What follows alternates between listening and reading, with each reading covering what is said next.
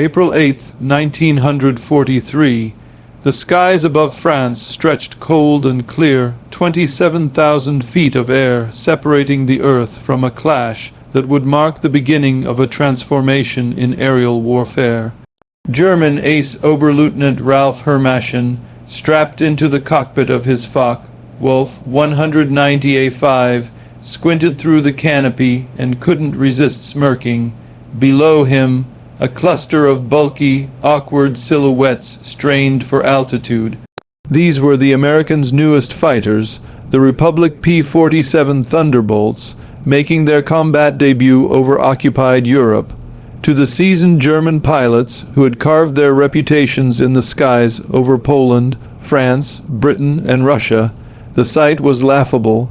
Herrmaschen radioed his wingman with a chuckle, comparing the ungainly machines to flying milk bottles.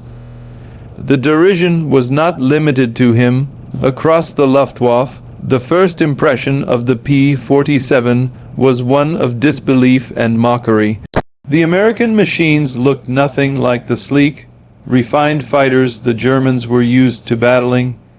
With barrel-like fuselages, oversized propellers, and wings that seemed too short to lift their massive weight, the Thunderbolts seemed more caricature than threat.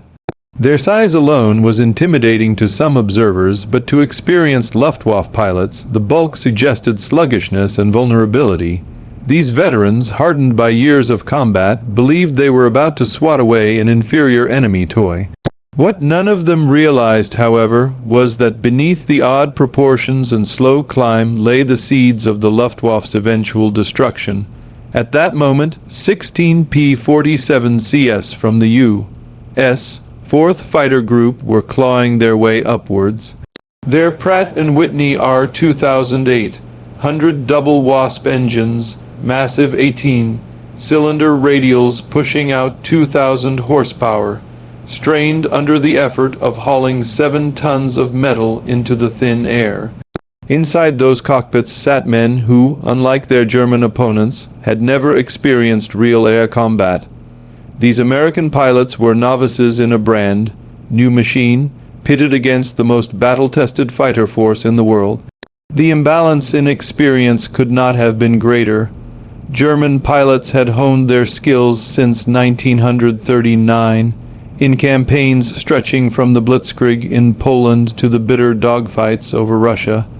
The Americans, on that April morning, were on their very first day of war. The German pilots circling above felt secure in their superiority. To them, combat was a science of maneuverability and climb rates. The Luftwaffe's philosophy had always emphasized light, nimble interceptors that could turn tightly and climb quickly to meet threats.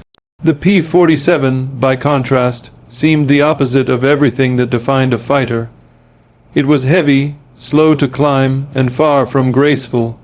British pilots, already seasoned with their Spitfires, mocked it too, joking that the best way for an American pilot to escape danger in a Thunderbolt was to unstrap and run around the roomy cockpit.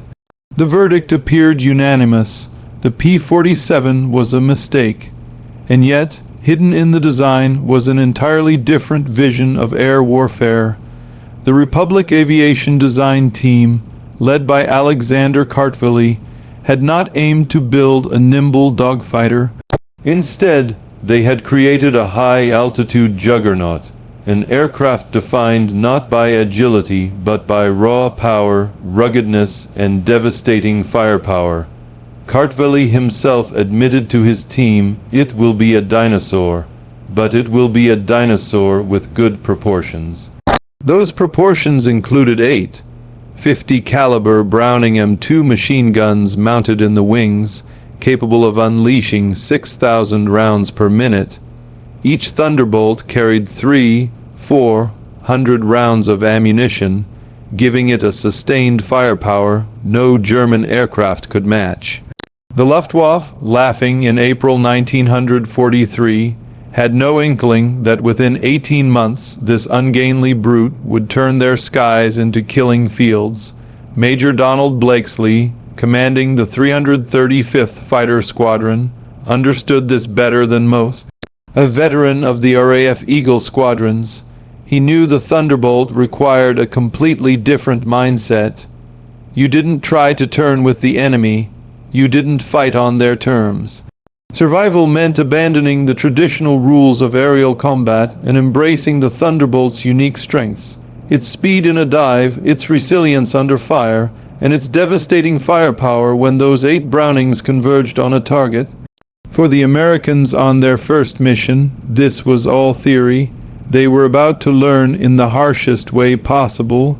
Thus began one of the most unlikely transformations of the war, a fighter mocked as a pregnant cow by its enemies, doubted by its allies, and feared even by the pilots training to fly it, would soon earn a reputation as the most feared aircraft in the European skies. On April 8, 1943, it was still a laughingstock. But the laughter would not last. The same German pilots who mocked the Thunderbolt's bulk would, within months, come to dread the sound of its guns, the sound of industrial might channeled into lethal precision. The sky that had belonged to the Luftwaffe since 1939 was about to change forever. The P-47's earliest encounters in Europe did little to change the German perception that it was a lumbering mistake. In April and May of 1943, Luftwaffe pilots quickly learned that Thunderbolts could not match their Messerschmitt Bf-109s or Focke-Wulf 190s in climb rates or tight turning battle. The statistics seemed to confirm their confidence. Within the first month of operations, American groups flying the new fighter lost 14 P-47s, while only managing to shoot down 3 German planes. From the outside, it appeared that the Luftwaffe had every reason to continue mocking the Americans flying milk bottles. British Spitfire pilots observed with skepticism, even suggesting quietly that their American allies might want to reconsider their choice of fighter. To them, it seemed a clumsy, oversized machine unsuited for European dogfights. But war has a way of revealing hidden strengths. In those same early encounters, something unusual began to catch the attention of both American crews and German intelligence officers. The Thunderbolts that did fall from the skies rarely went down easily. Some returned from missions riddled with bullet holes, yet still managed to limp back to base. On May 4, 1943, one P-47 landed after absorbing 21 cannon hits and more than 100 machine gun strikes, damage that would have obliterated a Spitfire or Messerschmitt in seconds. The secret lay in the Thunderbolt's design. Its massive radial engine and rugged airframe could absorb punishment on a scale that other fighters simply could not withstand. Unlike liquid-cooled German engines, which were vulnerable to even a single hit in their coolant systems, the P-47's air-cooled radial shrugged off damage and kept running. The real turning point came on June 26, 1943, during an escort mission over France.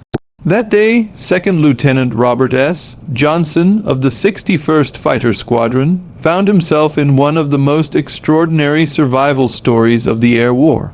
Johnson's formation of 48 P-47s had been bounced by a skilled Luftwaffe unit led by Wilhelm Ferdinand Galland, the younger brother of famed ace Adolf Galland. Caught in a crossfire, Johnson's Thunderbolt was riddled with shells almost instantly.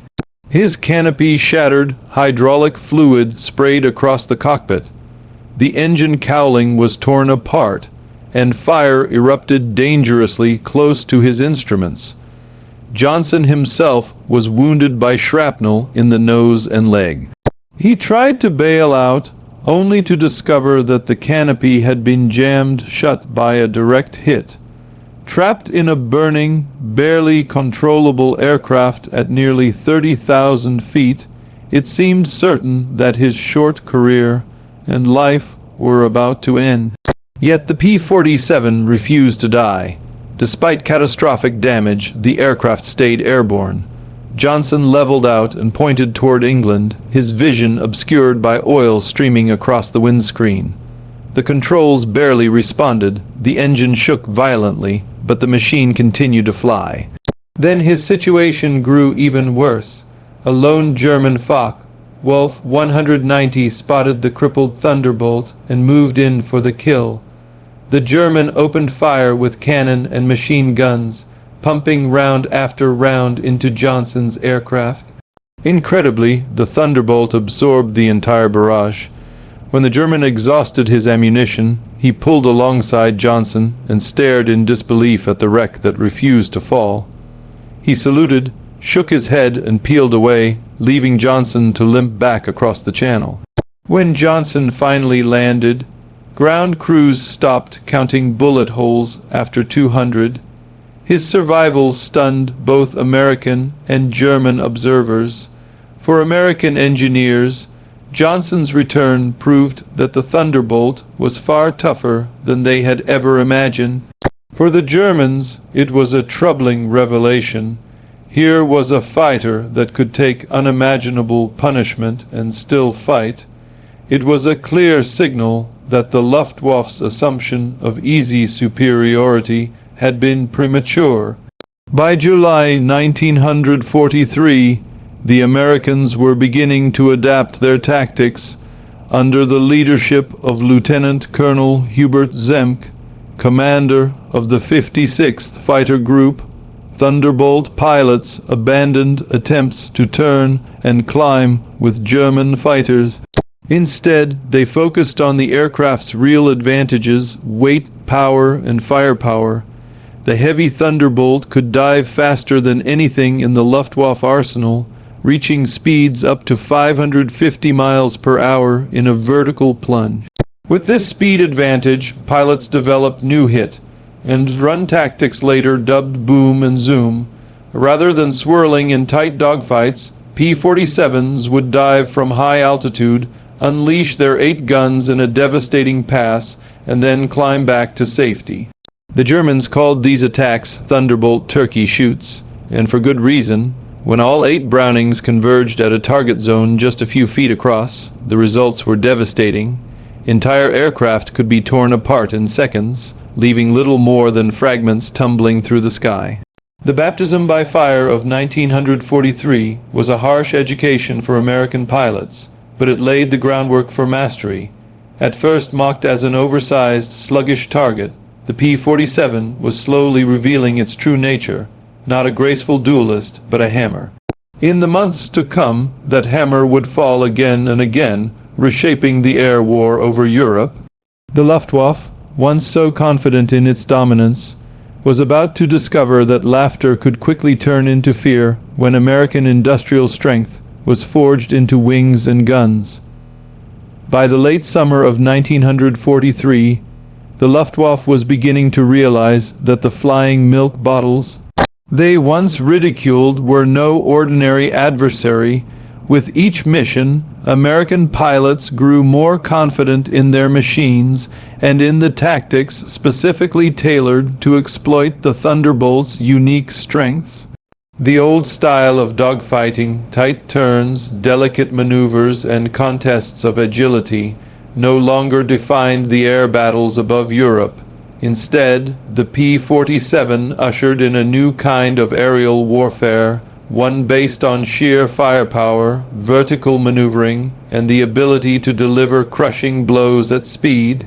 The true demonstration of this shift came during the massive dual raid on August 17, 1943, against the industrial centers of Schweinfurt and Regensburg. This was one of the deepest penetrations into Germany attempted by American forces to that point.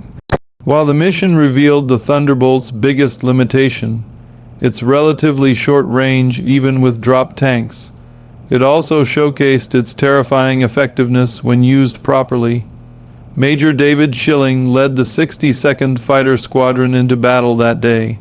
As formations of German twin-engine Messerschmitt 1 110 destroyers maneuvered to attack the incoming B-17 bombers with their heavy cannons and rockets. Schilling's Thunderbolts dove from 28,000 feet.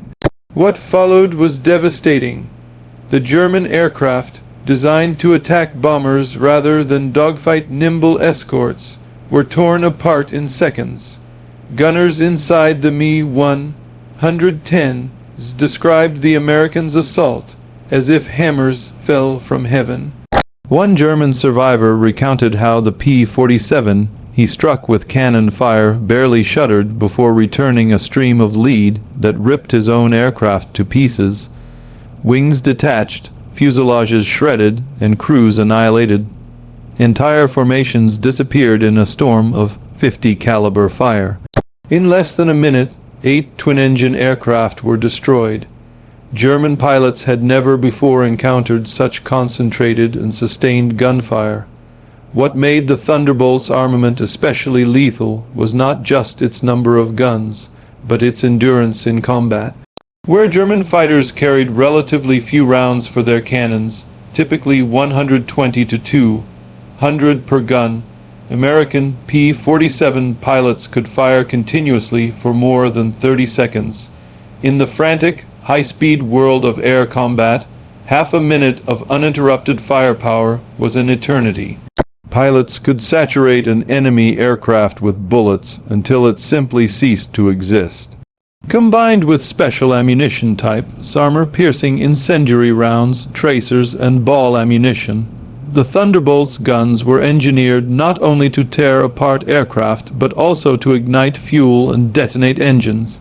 Lieutenant Colonel Francis Gabreski, who would later become the top American ace in Europe, described the effect bluntly: "When you hit them with all 8, they don't just go down, they explode." The Luftwaffe was soon confronted with another grim reality. Altitude was no sanctuary. While German fighters like the Bf-109 and Fw-190 performed admirably at medium heights, their engines struggled above 25,000 feet. The Thunderbolt, powered by its turbo, supercharged Pratt & Whitney R2800, thrived where the air was thin. At altitudes of 30,000 feet and higher, the P-47 maintained its power output and could out-dive anything the Germans put into the sky. Pilots began to describe the Thunderbolt as a weapon that fell like a stone but climbed like an elevator once it had speed. The death of Oberleutnant Hans Philipp on October 8, 1943, illustrated just how lethal the P-47 had become. Philipp was no ordinary pilot. He was one of Germany's most celebrated aces, credited with over 200 victories and seasoned across countless missions. That day, as he led his unit against American bombers near Bremen, his Focke-Wulf struggled at high altitude, its engine gasping for oxygen. Thunderbolts from the 56th Fighter Group dove from above. Robert Johnson, now an experienced combat pilot, lined up a shot and fired. His combat report was coldly clinical. Observed strikes along entire fuselage, enemy aircraft exploded, no parachute observed. One of Germany's finest had been wiped from the sky in seconds. For the Luftwaffe, the message was chilling. If a man like Philipp could not survive against the Thunderbolt, what chance did less experienced pilots have?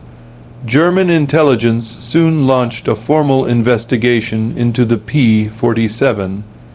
The report delivered to Reichsmarschall Hermann Göring in late 1943 was grim. The Thunderbolt's service ceiling exceeded 42,000 feet, higher than any German fighter could reach. Its dive speeds approached the sound barrier. Its armor, including steel plates and bulletproof glass, protected the pilot against hits that would have killed others. Most damningly, its rugged construction allowed it to absorb damage that would destroy several German aircraft, yet still return to base. The conclusion was unavoidable. The P-47 was not a joke, but a critical threat to German air superiority. By early 1944, new variants such as the P-47 D-22 with paddle blade propellers further enhanced performance, giving the Thunderbolt better climb rates and acceleration. German pilots who once mocked the machine now admitted in their diaries that it was no longer the same clumsy opponent they faced in 1943. The sound of its massive propellers, roaring with a thunderclap that echoed for miles, became a herald of destruction. Troops on the ground soon learned to fear it too. The tide had turned. The Luftwaffe, which once laughed at America's fat fighters, now faced a nightmare, an aircraft they could neither climb at high altitude nor reliably destroy with gunfire, and which carried enough firepower to obliterate anything unlucky enough to fall into its path. The laughingstock of April 1943 was becoming the terror of 1944. By early 1944, the P-47 Thunderbolt had completed its metamorphosis from laughingstock to nightmare. With new paddle, blade propellers improving climb rates and acceleration, and external fuel tanks extending its range past 1,000 miles, the once clumsy giant was now capable of matching German fighters at most altitudes. But it wasn't just performance in the skies that transformed its reputation. The Thunderbolt soon revealed another terrifying role, one that would make it the bane of German troops on the ground.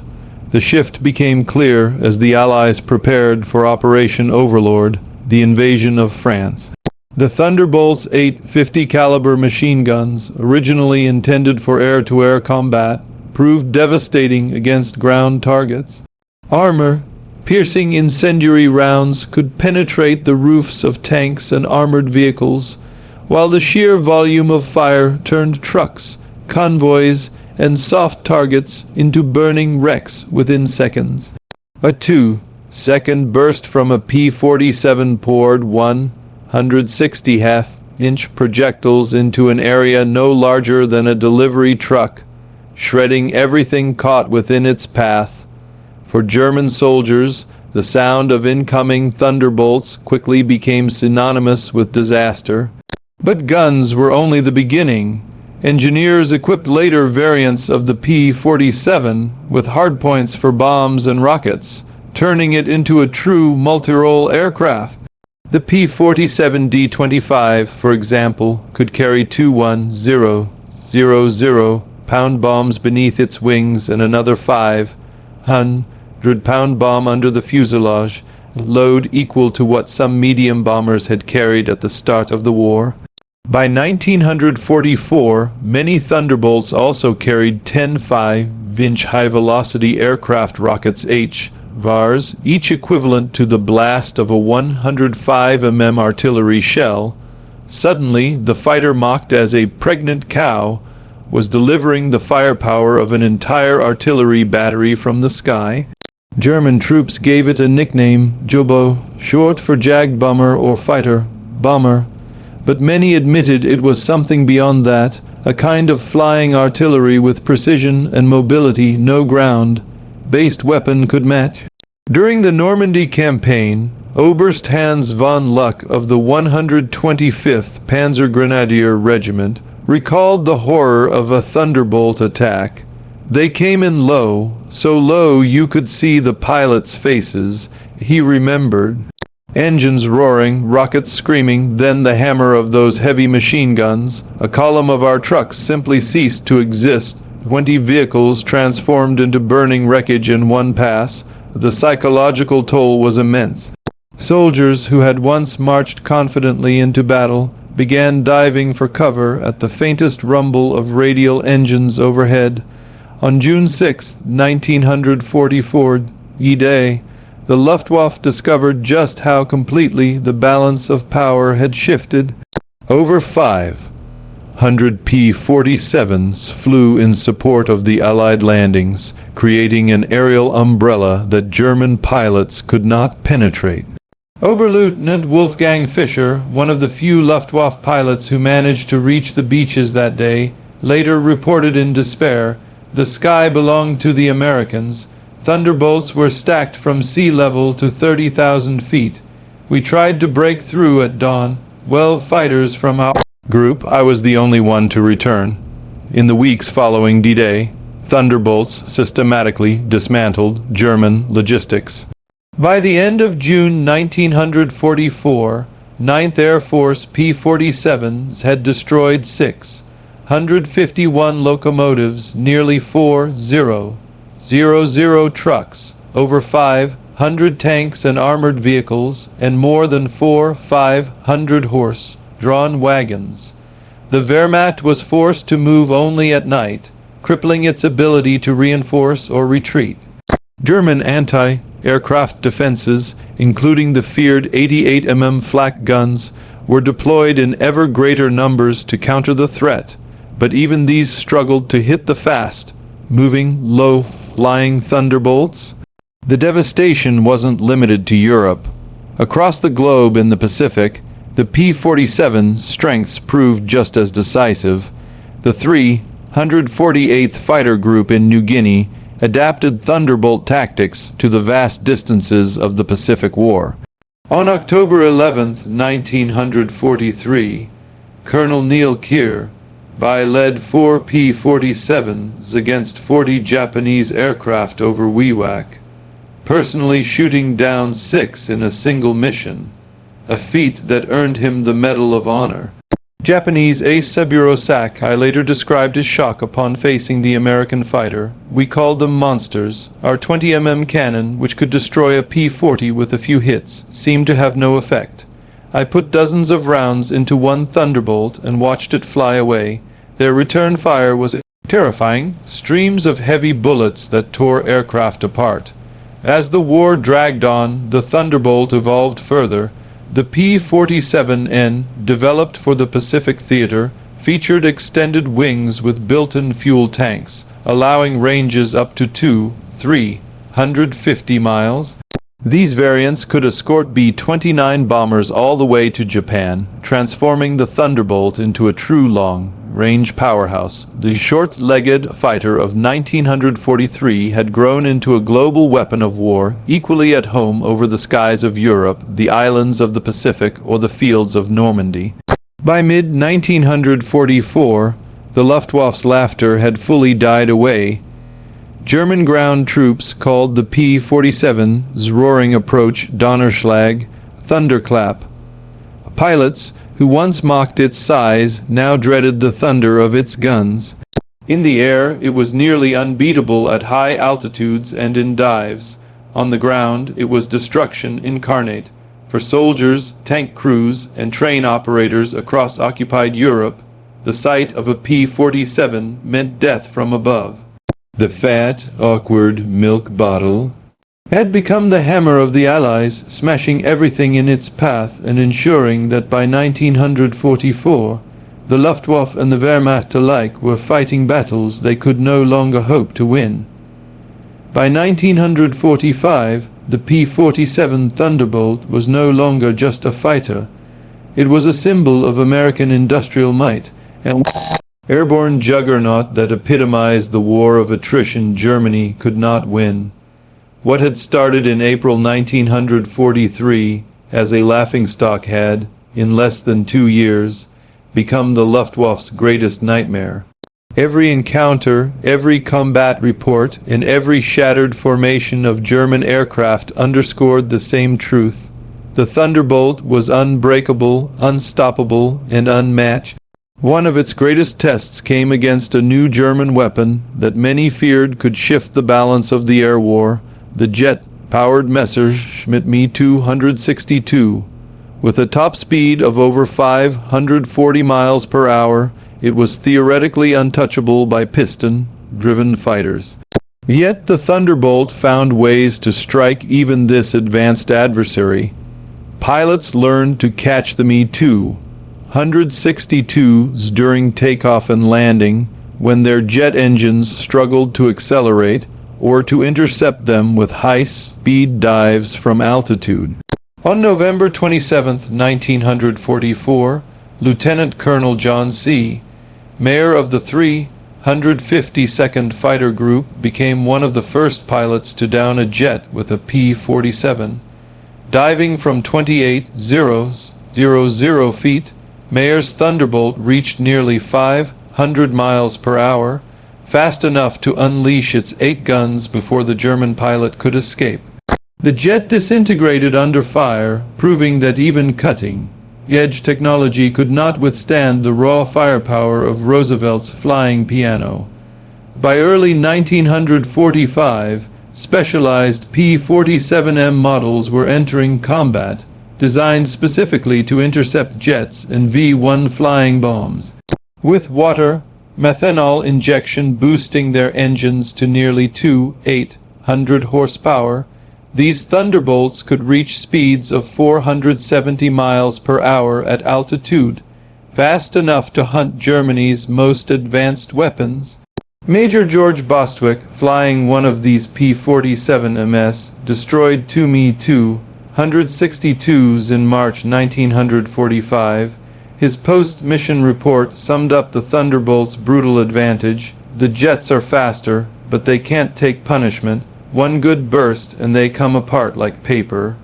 Yet the true secret of the Thunderbolt's dominance wasn't just performance or firepower, it was production. In Operation Bodenplatte, the Luftwaffe's desperate New Year's Day offensive of 1945, nearly 900 German fighters struck Allied airfields across Belgium and the Netherlands. At one base, German pilots managed to destroy 22 P-47s on the ground. A captured pilot, gloating at the sight of burning Thunderbolts, asked an American officer what he thought of the attack. The reply was chilling in its simplicity. By tomorrow, we'll have 40 new ones. How long will it take you to replace your pilots? The truth was undeniable. Aircraft could be replaced overnight. Experienced German pilots could not. Within 48 hours, fresh Thunderbolts lined the airfields once more, while the Luftwaffe had lost hundreds of irreplaceable men. This industrial avalanche was staggering. Republic Aviation built 683 Thunderbolts during the war, more than any other American fighter. At peak production, factories in Farmingdale, Long Island, and Evansville, Indiana, were completing one every hour. Each machine required 65,000 parts, 2,000 pounds of aluminum, and 300 pounds of rubber, yet thousands rolled out like clockwork. Meanwhile, ammunition plants produced millions of .50 caliber rounds every month, and the U.S. graduated tens of thousands of new pilots annually. By contrast, late-war German pilots often entered combat with less than 100 total flight hours, many of them scarcely trained. Against them stood Americans with 400-plus hours, seasoned in tactics, formation flying, and deflection shooting. The outcome was inevitable. By spring 1945, the Luftwaffe was a shadow of its former self. Fuel shortages grounded most aircraft, airfields were craters, pilots were green boys thrown into combat with no chance of survival. German veterans who had once mocked the Thunderbolt now spoke of it with awe. Joseph Pips Apriller, who had once called the P-47 a pregnant cow, admitted in March 1945, "The Thunderbolt is the best fighter bomber ever built. We laughed at them in 1943. We're not laughing now." The final statistics were staggering. In Europe, P-47s destroyed over 3,700 German aircraft in aerial combat and more than 3,300 on the ground. They obliterated 9,000 locomotives, 86,000 railway cars, 6,000 armored vehicles, and 68,000 trucks. In the Pacific, they downed nearly 700 Japanese aircraft and thousands more vehicles, ships, and installations. The 9th Air Force alone flew more than 100,000 combat sorties with P-47s, dropping 120,000 tons of bombs and firing 135 million rounds of ammunition. Behind these numbers lay a deeper story, the story of fear. German troops coined a new term, Jabo, fever, fighter, bomber fever, to describe the physical symptoms of panic that spread whenever Thunderbolts were reported nearby. Pilots who had once flown confidently against Spitfires and Hurricanes became physically ill at the thought of facing P-47s. Ground troops dived into ditches at the first sound of its roaring engines. The laughter of 1943 had turned into dread, despair, and silence. Decades later, at reunions between former adversaries, even hardened Luftwaffe veterans admitted their mistake. Adolf Galland, who once commanded Germany's fighter forces, summed it up best. "We saw this big, heavy fighter and laughed. We said the Americans had built a bomber and called it a fighter. We were the ones who didn't understand. They built not a European fighter, but an American one, designed for production, firepower, and survivability." And they were right. The P-47 Thunderbolt entered the war as a joke. It ended the war as an executioner. Its guns, once dismissed as heavy and excessive, became known as Roosevelt's piano, playing the grim tune of death that German pilots and soldiers would never forget. By May 1945, there were no German pilots left to laugh. The thunder had spoken, and the skies belonged to America.